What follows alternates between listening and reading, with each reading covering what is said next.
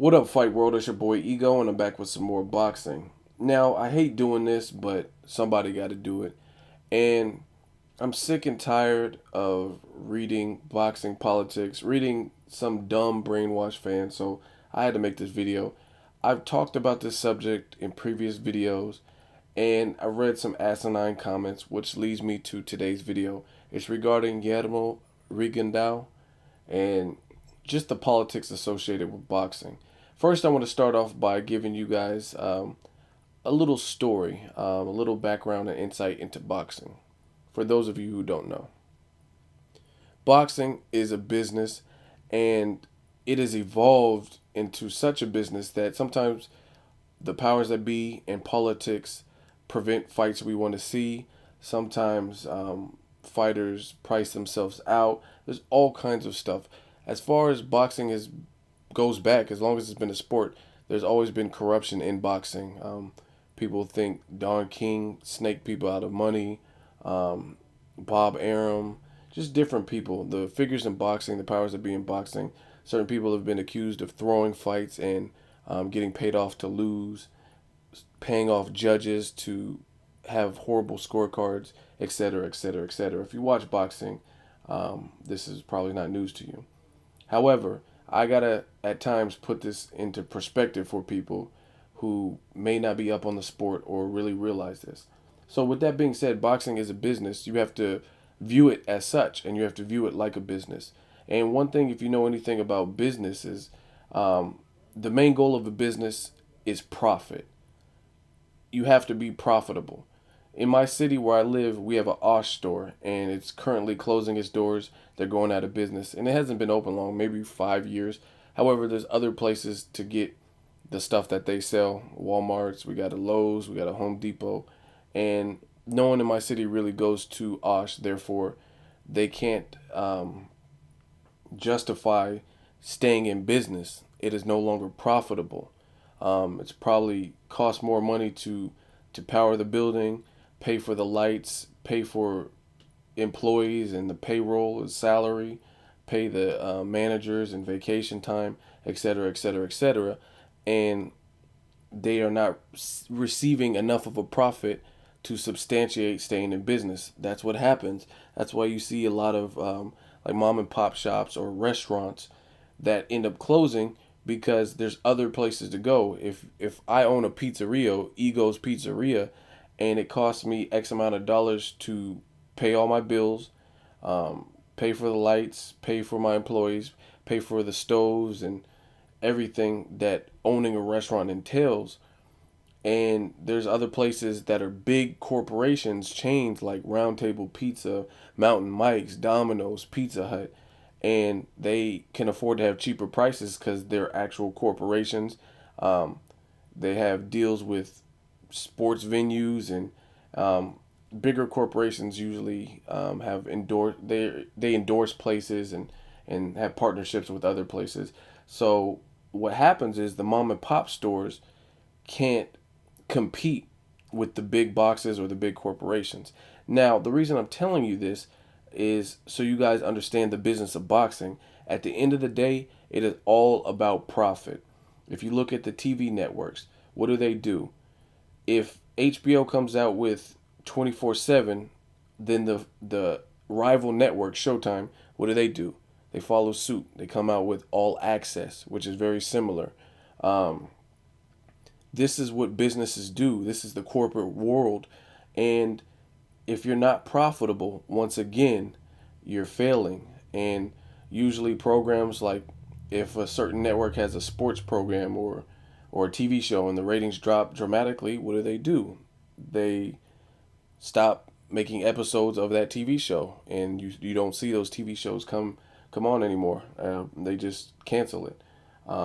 If TV shows have a pilot and the pilot doesn't get high enough ratings, then they don't continue making episodes. That is the nature of business. That's what business happens. If you're not profitable, then you no longer have a place in that corporate structure. And that's what businesses do. They follow trends. They monitor trends. They look for spikes and anything that's going to put more green in their pockets. You'll notice when something's big in the world, like let's say Harry Potter or vampires, Hollywood's making a lot of movies like Twilight. What do the networks do? HBO, they come out with True Blood. Um, Twilight had werewolves and vampires. What do? MTV comes out with Teen Wolf and the Vampire Diaries, all these different shows to corner the market and strike while the iron's hot and make their business profitable, increase their ratings, and I guess join in and get some of that revenue. So that's simple business 101. I try not to get too in depth. Now, as far as Rigondeaux just dethroned HBO's cash cow. Now, one of their cash cows. You have people like Brandon Rios. You have people like Manny Pacquiao. Manny Pacquiao just got knocked out. So naturally, when you take a loss in that fashion, your stocks are going to drop to a degree because you're no longer winning. Pacquiao was winning for a long time. So everybody wants an interview with Pacquiao. Everybody wants Pacquiao to endorse them. But when you're losing, it's not so much. And Pacquiao lost his last two fights, and he's getting older. It looks like he has a few more fights left. Nonito Donaire was that rising star. This was a star that they were trying to build um, to kind of replace Pacquiao, if you will, and be that future pay-per-view star. He has an exciting style. He speaks great English. He's likable. He's from California, and it looked like a good fit. They could sell him, and they invested a lot of money in Nonito, giving him extra camera time, um, have him headlining fights. Nonito's fight with Nishioka was not good. It wasn't a good fight. On paper, it looked like it was going to be a good fight, but it was pretty boring. The undercard was Brandon Rios versus Mike Alvarado. And in my opinion, Mike Alvarado, Brandon Rios should have been the main event, and the Nonito fight should have been the co-feature or whatever. But that wasn't the case because, again, Nonito is the star that they were pumping. And what happens is Rigondeaux dethroned, outclassed, and pretty much embarrassed Nonito and made Nonito look clueless in there. What does that do? That hurts HBO. And keep in mind, HBO, as a business, they already took a loss because they made a decision to no longer do business with Golden Boy. So they're no longer doing Golden Boy fights. So people like Floyd Mayweather aren't going to be on HBO because Floyd went over to Showtime.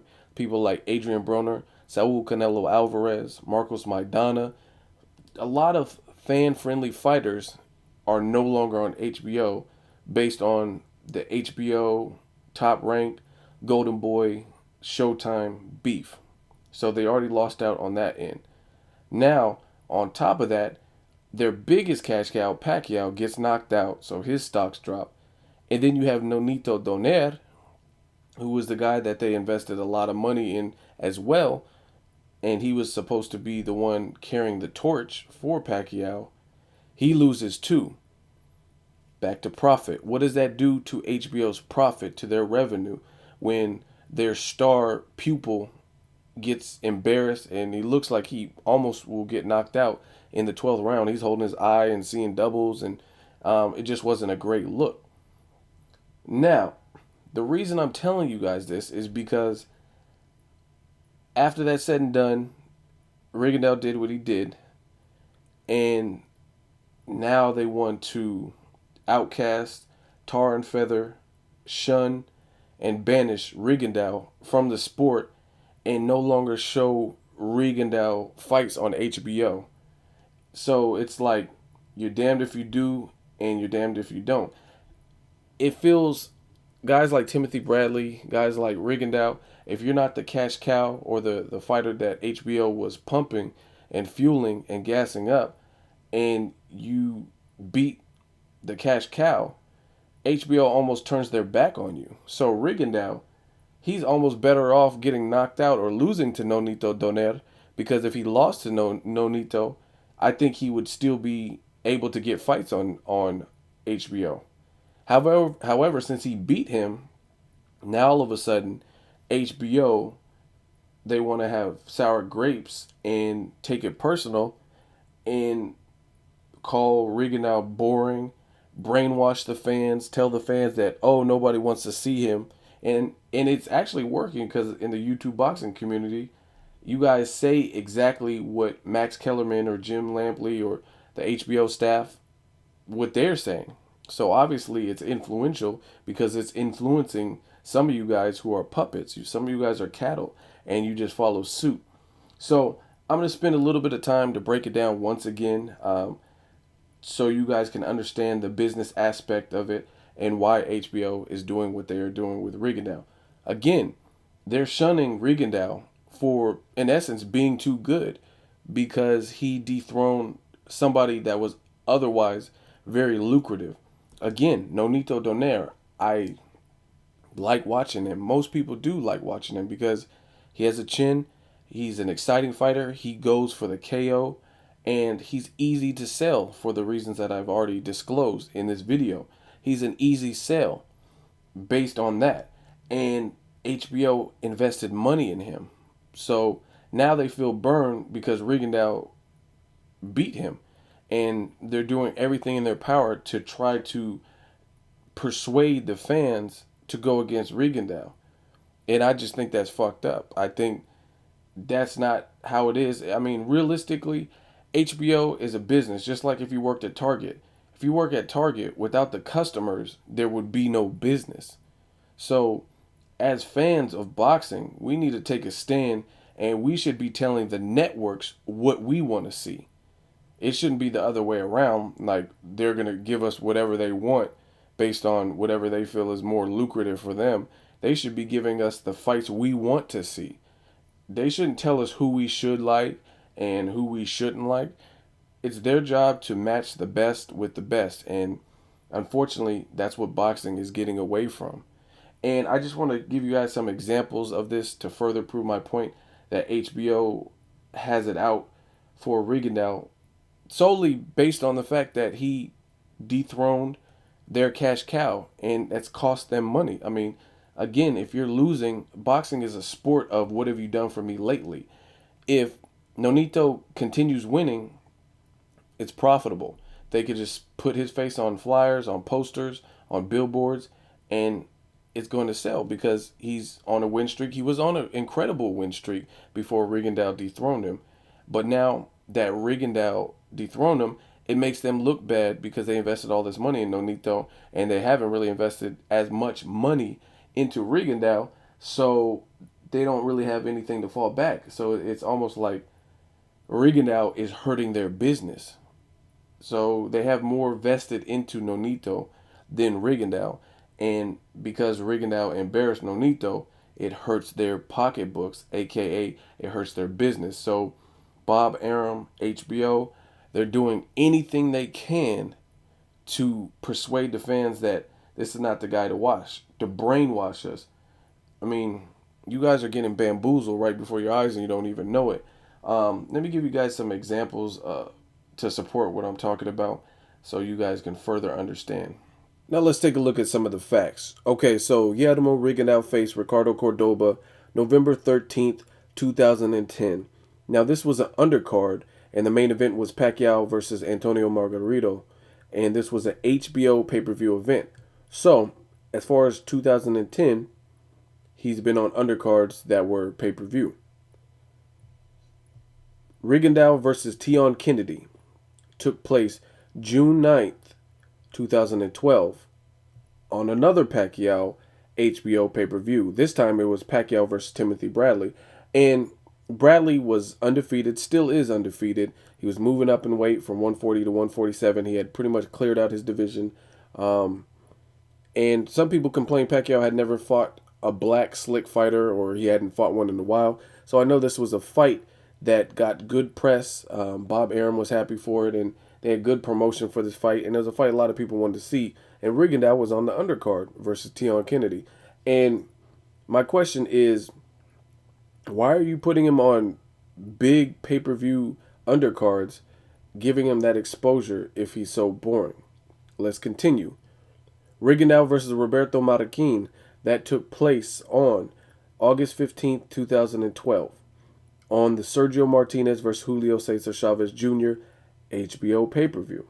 Now, this fight actually took place on the same night as Canelo versus Josecito. You had the two rival promo companies, and they were duking it out, trying to have a pissing contest, and neither one of them would budge from the date. And they both chose September 15th, 2012 as the date. Two big events, both in Las Vegas. And Rigondeaux fought on the Sergio Martinez Chavez Jr. undercard. Chavez and Sergio, they got good press and coverage for it. They did it HBO 24/7. This is a fight the boxing community had clamored for, and Sergio thought Chavez was a paper champion. He talked about it in the 24/7, and there was a good build up to the fight. So, why would HBO put Rigondeaux on the undercard to another big fight? After that, Rigondeaux was supposed to fight Poonswat. I can't even pronounce his last name. That was a co-feature on the Nonito versus Jorge Arce fight. That was supposed to be the co-feature in, I believe, December. And that fight didn't take place because Poonswat, he did not pass his medical exam. So the fight was canceled. He couldn't get a license, or they wouldn't issue him a license to fight in Texas. So Rigondeaux was kicked off that card, and Nonito Donaire went on to knock out Jorge Arce in his fight. But Rigondeaux was supposed to be the co-feature on Nonito's card. So I assume they were using it to build up the Nonito fight. That's usually what happens. You'll see Mayweather and Canelo's on the undercard, and he builds up some hype, and then they pit the two against each other. If Mayweather defeats Canelo, I assume he might go on to fight someone like the winner of Lucas Matisse, Danny Garcia. But back to Rigondeaux. Rigondeaux was supposed to fight Poonswat, who didn't fail, or excuse me, he didn't pass his medical exam, couldn't get a license to fight, and there was speculation that he had HIV, but it was later diagnosed that he had some kind of blood disorder, something similar to anemia, but worse, so I don't think he currently fights. In the words of Roy Jones Jr., y'all must have forgot. Now here's an article from Dan Rayfield with ESPN Boxing. This was after the Poonswat Rigondeaux fight was canceled, and after Rigondeaux's party had been notified that it was canceled, this is what Bob Arum had to say. I must say they took it very well. We're going to try to get Rigondeaux back in the ring at the earliest possible time, which looks like sometime in February. This stuff is part of the business. It's unfortunate, but we have to be professional about it and understand that's why you have medical doctors overlooking this so the right decisions are made. Okay, so Bob Arum is saying we're going to try to get Rigondeaux back in the ring at the earliest possible time. This was the fight right before the Nonito and Rigondeaux fight. So you're trying to get him back in the ring as early as possible. You have no comments in here saying Rigondeaux is so boring, so we're not really worried about Rigondeaux. We're going to pursue other fights. Yet, after he defeats Nonito, he's boring. Nobody wants to see him. He's a stinker, etc., etc., etc. And then after that, of course, you had Rigondeaux versus Donaire. That took place April 13th, 2013. And the venue was actually special in this. This took place at Radio City Music Hall in New York. And that venue had never been used for boxing, for a boxing event, since 2000. And that was when Roy Jones Jr. fought there. And at the time when Roy Jones fought at Radio City Music Hall, his record was 41-1. And the only loss was being disqualified to Montel Griffin because he hit a downed opponent. And Roy Jones had been undefeated from 1989 to 2000, where his fight at Radio City Music Hall took place. So needless to say, after Roy Jones Jr. was dominant for over a decade, and then he worked up to this fight at Radio City Music Hall, and he's the only other boxer to have showcased a fight at Radio City Music Hall. So, again, why is HBO, if Rigondeaux is such a boring fighter and nobody wants to pay to see him and he sucks and they can't do anything with him or they can't use him and the fans don't want to see him, why would you put him on Pacquiao, more than one Pacquiao pay-per-view, on the Sergio Martinez versus Chavez Jr. pay-per-view, on the Nonito Donaire versus Jorge Arce fight as a co-feature on HBO. Pay him $800,000 to face Nonito, and then all of a sudden he defeats Nonito, and he's no longer good enough to be aired on HBO. Nobody wants to see him. He's so boring. He's a runner. We can't broadcast him, etc., etc., etc. And then basically all the excuses come in. So let's get this straight. As far as 2012, Rigondeaux has been fighting on HBO pay-per-view events, big fights, like big blockbuster type fights. Pacquiao and Bradley, Pacquiao Margarito, Chavez, Sergio, fights like that. And this is just as far as I've done my research. So I don't even know some of the other undercards he may have been under, but at least since 2010. So he beat Nonito in April of this year, 2013. It took HBO 3 years and several chances later for them to determine that Rigondeaux is such a boring fighter that they cannot market him. I have a hard time fucking believing that. So you put him on the Pacquiao Margarito fight, and he fights the same way. It's not like he started changing his style and he was fighting different. He's been fighting the same way, Cuban style. He has an amateur background. He's fight the fucking same way. So in 2010, when you gave him the crack on the Pacquiao undercard against Margarito, he fought the same way. You put him after that point. You put him on another Pacquiao undercard against Bradley. You put him on the Sergio Martinez versus Chavez Jr. undercard. You try to make him the co-feature with Nonito against Jorge Arce.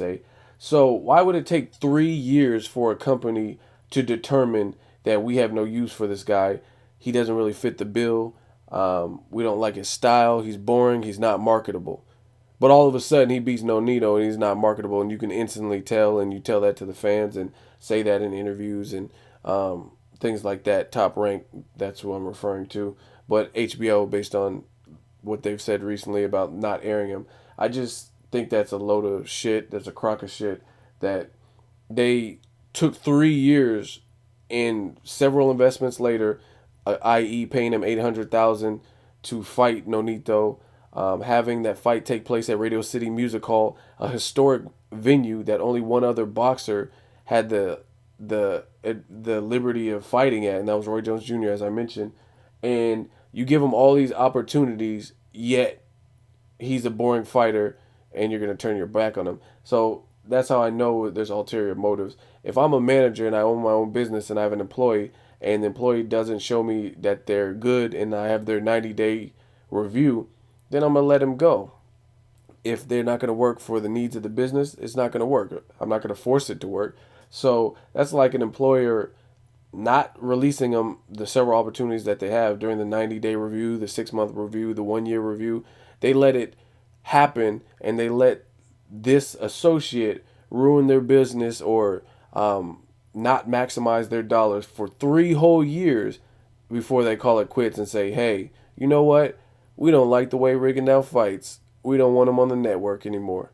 So, again, that just goes to show you that there's more than meets the eye. So I really think it's just outright disgusting that HBO tries to push their agenda onto the fans. They try to brainwash us.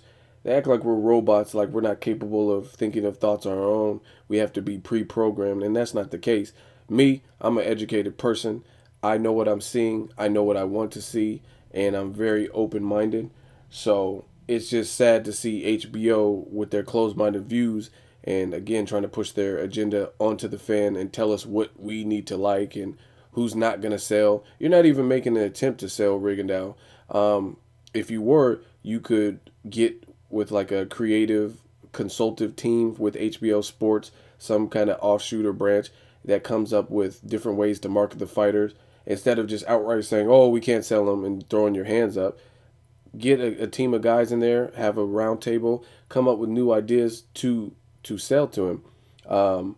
Maybe give him a 2-day special. How about that? Fucking start with that. Gennady Golovkin got one. Adrian Broner got one. Brandon Rios got one. Start with that. Give the man credit. He just dethroned Nonito Donaire. Donaire had one. I think Donaire might have had 2. Somebody had 2. Give Rigondeaux one. Start with that. And just have it all translated. Fuck it. Also, get with the creative consultative team. Try to have an event in Florida. I mean, there's tons of Cubans. Do an event in Miami. Miami's hot. They just won the basketball championships. So there's a spotlight on the city of Miami. Have an event there. Go to the venue and have a great boxing venue there. I know there's tons of Puerto Ricans, Dominicans, Cubans, and just whoever lives in Miami that probably wouldn't mind attending a boxing event with a nice card and supporting their people. Um, Again, HBO doesn't want to do that. Instead, they'd rather just say, we're not airing him. We're upset. We're mad. We're pouting. And nobody wants to see him. I want to see him. I want to see what he's capable of. I want to see if someone can knock him out. Because in all honesty, I thought Nonito was going to beat him. And I did that in my prediction video. I said that. And I thought his chin was suspect. But in this fight with Nonito, he made it look easy. And his chin didn't look so suspect because he was getting hit with shots. And I think the knockdown, when Nonito knocked him down, I thought that was kind of like almost like a cheap shot, like a sucker punch. They were kind of separating from a break, and then Nonito just swung on him, and it looked like kind of out of frustration. So I might be wrong. So I don't mind watching Rigondeaux because I'm curious to see if somebody could intercept his defense, knock him out. If my earlier notions of him having a suspect chin, if they're true, or if Matakin, because Matakin was one of the people who kind of exposed Rigondeaux in the sense of put that thought in my mind that he might have a suspect chin. So maybe Matakin just hits really hard. I don't know. So I have no problem watching it. So HBO, if you're listening, if one of you guys work for HBO that watches my videos, fuck you. No, I'm just playing. Yeah, just stop trying to tell us as fans what we want. We are the consumer, and you should be listening to our requests. You should have ears in the streets. You should have different marketing people who listen to the public. Go on these YouTube boxing communities and boxing forums to see what the fans want. Because if you know what the fans want, you can better serve them just by qualifying the fans. The fans are what puts money in your pocket. If you don't give the fans what they want, then they're likely to stream your fights instead of getting the HBO pay-per-view. They're not going to buy merchandise. They might not jog your ratings up because they don't want to see the match because the undercard sucks or the whole fight card sucks. So again, this message is to HBO, the promoters. Listen to the fans. We're the ones that create the revenue that thrives your business. So that's really all I got to say. Listen to the fans. If you like Rigondeaux, you like him. If you don't, you don't. But this man just dethroned somebody who looked like he was steamrolling through his other opponents, and he's not getting any iota of credit. So as a boxing fan, I don't see how you're okay with standing with that. That's really all I got to say. As always, hate, comment, or subscribe. Till next video's Ego, signing off.